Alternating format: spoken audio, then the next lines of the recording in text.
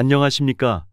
정성산 TV입니다. 북한 당국은 최근 몇 년 사이에 반동사상문화배격법, 청년교양보장법, 평양문화어보호법 등의 제정을 통해 청년들에 대한 사상교양을 강화하고 비사회주의적 행동을 통제하고 있다. 김정은 시대 청년들은 어떤 특성이 있을까? 이들은 북한 사회의 변화를 이끌 수 있을까? 조정아 통일연구원 선임연구위원, 박영자 통일연구원 선임연구위원, 이희영 대구대학교 교수, 최은영 서울대학교 통일평화연구원 선임연구원은 통일연구원에서 발행한 김정은 시대 북한의 청년들, 수능과 자립 사이 국가와 시장을 횡단하기 위해서 이와 관련한 분석을 내놓았다. 보고서는 북한 청년들이 기성세대와 차별된 특징을 다음과 같은 4가지 측면에서 분석했다. 보고서는 북한의 청년들에게 개인의 삶과 미래 진로는 더 이상 국가가 기획하고 만들어가는 것이 아니라 가족과 개인이 기획하는 것이 됐다고 밝혔다. 청년 세대가 태어나 성장했던 시기에는 배급제가 붕괴되면서 사회주의 대가정의 신화도 붕괴됐다며 국가는 더 이상 주민들의 생존을 책임질 수 없게 됐고 가족과 개인이 그 역할을 대신하게 됐다고 설명했다. 보고서는 국가에 대한 청년 세대의 생각과 태도는 이중적이라며 이들은 국가보다 자신이 먼저라고 생각하지만 한편으로는 국가에 우선하여 개인을 드러내서는 안 되며 국가와 지도자에 대한 충성의 마음을 끊임없이 표현해야 한다고 했다. 한편 청년들이 국가와 당, 수령에게 보여주는 충성과 헌신은 기성세대처럼 무조건적인 것이 아니라 대부분 자신의 이해관계와 결합된 것이라며 국가와 개인의 욕구는 때로는 완벽한 한 몸이 되기도 한다고 밝혔다. 보고서는 북한은 고난의 행군 이후 시장화와 더불어 사람, 사물, 정보의 이동성이 급격히 증가하는 모빌리티의 대전환을 맞았고 북한 청년들의 모빌리티도 증가했다고 주목했다. 북한에서는 시장화가 더불어 특히 김정은 집권 이후의 교통체계 확충과 통신망 구축 등으로 모빌리티 시스템이 바뀌고 있을 뿐 아니라 디지털화가 동시에 이루어지고 있다고 설명했다. 다만 배급과 무상교육, 무상의료라는 국가적 안전망이 더는 제대로 작동하지 않는 상황에서 모빌리티 권력이 없는 청년들은 쉽게 부동의 상태가 되어 취약한 상황에 놓이게 된다고 짚었다. 보고서는 김정은 정권하의 시장 확대와 국가 통제 강화라는 이중적 구조는 청년들의 모빌리티를 확대하는 동시에 불균등하게 만들고 있다고 지적했다. 보고서는 북한의 청년들은 합법과 불법 사이의 회색지대에서 다양한 실천을 통해 자신의 진로를 적극적으로 열어가고 동시에 북한 사회에서 새로운 삶의 경로를 만들어내고 있다고 판단했다. 보고서는 부모 세대가 비법행위로 북한식 시장경제를 태동시킨 세대라면 현재 북한의 청년 세대는 우리식 경제관리 방법이 선포된 김정은 체제와 기업의 자율성이 부분적으로 확장된 제도적 토대 위에서 전민과학기술인재화를 표방하는 교육과 정보와 환경의 발전으로 취득한 정보와 능력과 불법적인 외국 영상물 시청으로 길러진 문화적 감각을 착장한 채 시장화의 새로운 영역을 개척해 나가는 세대라고 평가했다. 보고서는 북한에서 사회적 개혁 조치가 부분적으로 이루어진다고 할지라도 그것이 정치체제의 변화로 연결되는 것은 또 다른 문제라고 봤다.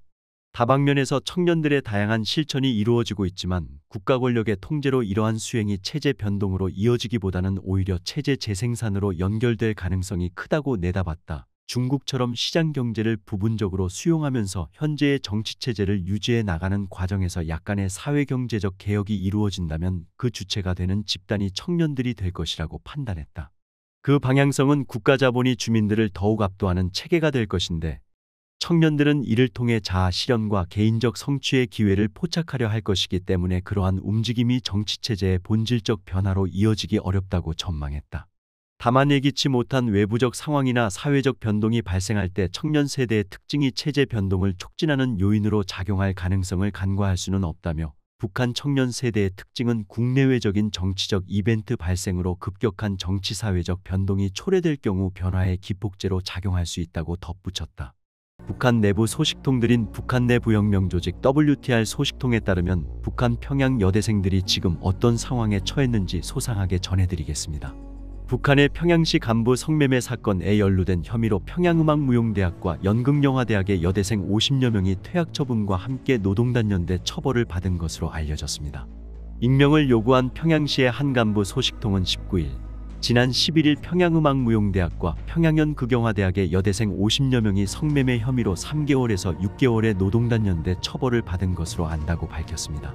소식통은 평양시당 간부들과 성매매 알선자들에 대한 공개총살 집행 후 평양음악무용대학과 평양연극영화대학에 대한 중앙과 사법기관 합동그룹과의 조사가 진행됐다면서 조사에서는 성매매에 연루된 학생이 200명이 넘는 것으로 조사되었다고 말했습니다. 소식통은 이어서 이들 성매매 연루자들 중 가담 정도가 가벼운 100여 명은 처벌 수위가 낮은 교양 처리로 넘겨졌다면서 상습적으로 성매매를 했거나 동료 학생들을 성매매로 유도한 혐의를 받은 50여 명에 대해서는 퇴학 처분과 함께 단련돼 처벌이 내려진 것으로 전해졌다고 언급했습니다. 소식통은 또 이번 사건에는 김일성과 김정일로부터 차례 높은 평가를 받은 유명 배우이자 현직 교수인 대상들도 연루되었다면서 이들 유명 배우 겸 교수들은 선대 수령들의 신임과 우리나라 영화계에 한 획을 그었다는 점을 감안해 처형은 면하고 오지 농촌으로 추방된 것으로 알려졌다고 설명했습니다. 소식통은 그러면서 중앙교육당국은 예능 전문 대학교들의 매일과 같이 경제과업 지시를 내리먹이고 있어 해당 대학들에서는 하루가 멀다하게 대학생들에게서 상당한 금액을 거둬들이고 있다면서 때문에 가정 형편이 어려운 여대생들이 성매매에 내몰릴 수밖에 없는 상황이라고 강조했습니다. 함경북도 사법기관의 한 소식통은 같은 날 지난 7월 20일부터 30일까지 청진시에서도 성매매 행위자들에 대한 집중 단속이 진행됐다면서 단속에서는 40여 명의 성매매자 관련자들이 단속됐다고 전했습니다. 소식통은 성매매 행위로 단속된 40여 명의 여성들 속에는 청진시 내 대학교에 재학 중인 여대생들이 많이 포함된 것으로 알고 있다면서 최근 대학들이 각종 명목으로 학생들로부터 돈을 거두고 있어 가정 형편이 어려운 여대생들이 성매매에 뛰어들고 있는 것이라고 지적했습니다. 소식통은 그러면서 언제부터인가 생활고가 심화되면서 우리나라의 젊은 여성들 속에서 성매매 행위가 생계와 학업을 이어나가기 위한 하나의 생계수단으로 자리잡기 시작했다면서 청년들의 경제적 어려움, 특히 여대생들의 지나친 과제 부담이 해결되지 않고서는 당국의 처벌만으로 성매매 행위를 근절시키기는 어려울 것이라고 강조했습니다. 이에 소식통은 평양시 사법기관의 한 간부 소식통은 당국이 평양시 용성구역 화성동에서 조직적 성매매를 저지른 6명에 대해 인민재판 후 공개총살을 집행했다면서 당시 공개처형 현장에 있었는데 평양시당 간부 4명과 성매매 알선자 2명이 조직적인 성매매 혐의로 공개처형을 당하는 것을 확인했다고 밝혔습니다. 소식통은 이번 사건은 평양시 동대원 구역에 위치한 문수원의 카라오케방에서 간부들을 대상으로 장기간 조직적인 성매매가 이루어진 것으로 조사됐다면서 성매매에 가담한 여성들은 평양음악무용대학과 평양연극영화대학에 재학 중인 20대 초중반의 여대생들이다라고 설명했습니다. 소식통은 이어서 이번 사건에는 많은 사람들, 특히 평양의 당과 정책기관 간부들이 연루되어 있다면서 문수원 책임자와 유명한 영화배우 등이 결탁하여 20대 여대생들을 한 달에 $500 이상 보장하는 부업이 있다고 꿰어 중앙과 평양시당 간부들과 성관계를 맺도록 알선했다고 지적했습니다. 소식통은 또 이런 과정에서 성매매인 줄 모르고 돈부터 받은 여대생들이 성매매를 강요당하게 되자 사법당국에 신고하면서 이번 사건이 불거졌다면서 여학생들의 신고로 출동한 사법당국은 성매매 관련자들을 체포해 조사하였으며 사건의 엄중성에 따라 최고존엄에 보고되었고 자신이 아끼는 음악무용대학과 연극영화대학 학생들이 성매매에 연루된 데 격분한 김정은이 총살을 지시한 것으로 보인다라고 증언했습니다. 소식통은 그러면서 지난 기간 평양시에서 성매매 사건이 지속적으로 나타났지만 성매매 혐의로 총살당한 경우는 없었다면서 성매매가 국내 전역으로 퍼지는 데다 중앙의 간부들과 여대생들까지 연루되자 당국이 시범경으로 공개총살을 집행한 것 같다고 말했습니다.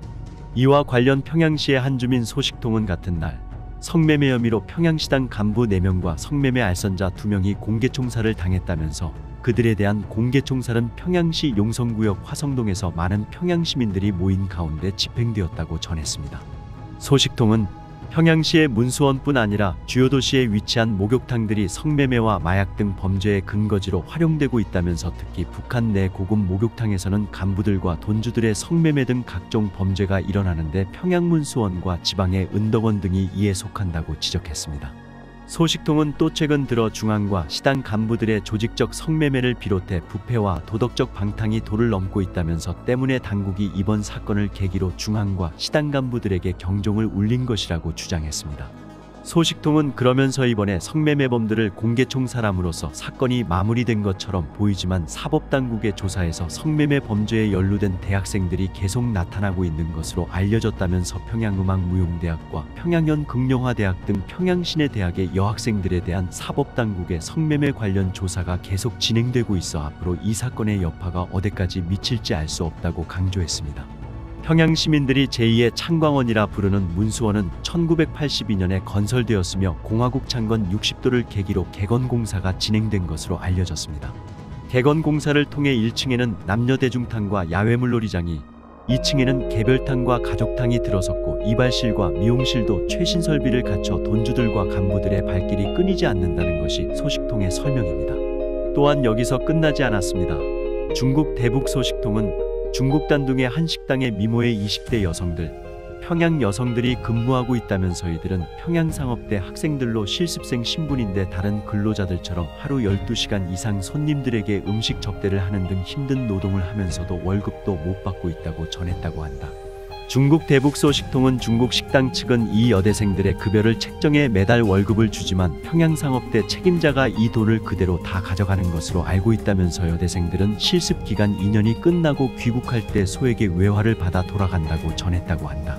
이 소식통에 따르면 평양상업대 여학생들은 지난 2월까지만 해도 북한의 대학생 복장인 흰저고리와 검정 치마를 입고 일했는데 학생 신분 노출이 문제가 됐는지 이제부터 다른 종업원들처럼 화려한 한복을 입고 일하고 있다고 한다. 평안북도 소식통은 평양상업대는 출신 성분과 외모가 우수한 여성들 가운데서 학생을 선발하는데 일단 입학하면 2년 동안 해외 실습을 필수적으로 거치게 돼 있는데 몇 년 전부터 이 해외 실습이 외화벌이 노동으로 변질됐다고 지적했다고 한다.